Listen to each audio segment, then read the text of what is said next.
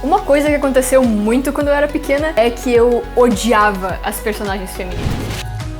Tinha muitas vezes que eu preferia que não tivesse personagem feminina, tipo, num jogo ou num desenho, porque eu gostava muito mais dos masculinos. E quando eu era menor, eu achava que era porque eu era, tipo, diferente das outras meninas. Mas hoje eu percebo que não é por causa disso, é porque eu não conseguia me identificar com essas personagens, porque elas não eram feitas pensando em mulheres de verdade. Tem um documentário na Netflix que se chama O Poder de Grayskull, que ele fala do He-Man e do desenvolvimento da franquia dele e tal, e tem uma parte que fala da She-Ra. E nessa parte, uma das escritoras, que é a Barbara Hambly, ela diz o seguinte: eu não sei o quão bem os homens conhecem as mulheres. Sei que alguns homens acham mulheres misteriosas. Muitos homens escritores de fantasia sabem que precisam ter uma mulher na história, mas não sabem bem como ela deve interagir com os outros. E às vezes tenho a sensação de que o conhecimento deles de como escrever uma mulher vem de ler outras fantasias masculinas ou dos filmes que vêm. Isso resume perfeitamente o problema que eu tinha com as personagens femininas antes. Por mais que o desenho original da She-Ra tivesse mulheres trabalhando nele, quem fazia as decisões ainda eram os homens. E os homens tomavam essas decisões baseado em estereótipos de gênero que eles mesmos decidiam. E daí isso resultou numa protagonista cuja única personalidade é forte, mas não tanto. E daí isso repetia pelas todas as outras personagens femininas da série. Exceto algumas que ganhavam o privilégio de serem do mal e o maior delas era Dark. O remake da She-Ra, porém, ele foi feito pela Noelle Stevenson, que é uma mulher que cresceu com a She-Ra original e hoje é escritora.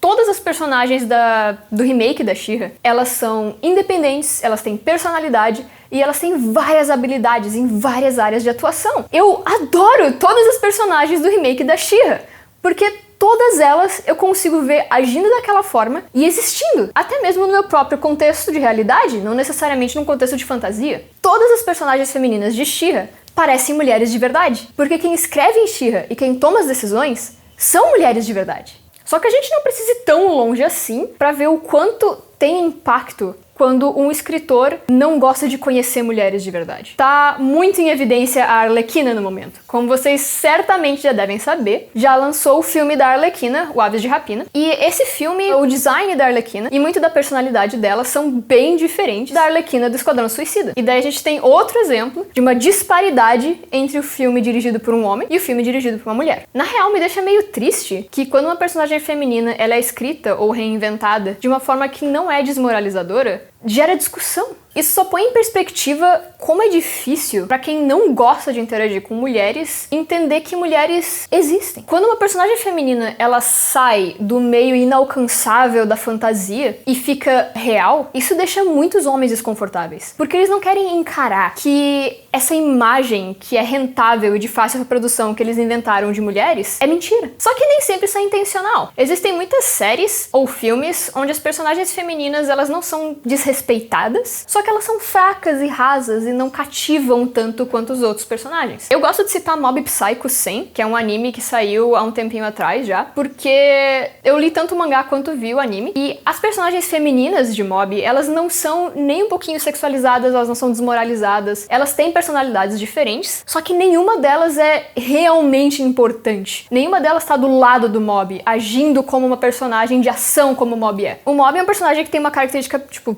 dócil, só que ele é um personagem de ação, e nenhuma das outras personagens femininas tem esse mesmo impacto dele. Eu não acho que o Oni, que é o autor de Mob, tenha feito isso com a intenção, ou que ele não goste de mulheres, ou que ele ache que mulheres são um lixo. Só que eu acho que ele não pensa, eu acho que ele não para e reflete no fato de que tem mulheres que leem o mangá dele e que gostariam de se identificar com essas personagens. Não passou na cabeça dele que ele poderia representar mulheres de uma maneira um pouco mais ativa nas histórias dele. Entender que o teu trabalho precisa da contribuição de pessoas que são diferentes de ti é uma desconstrução que leva muito tempo. Especialmente quando tu já tá acostumado a se ver em vários lugares representado, como é o caso de homens brancos e cis. Só que eu espero que a crescente conscientização do problema da representatividade continue seguindo em frente e que esse problema só diminua à medida que a gente vai tendo novas mídias.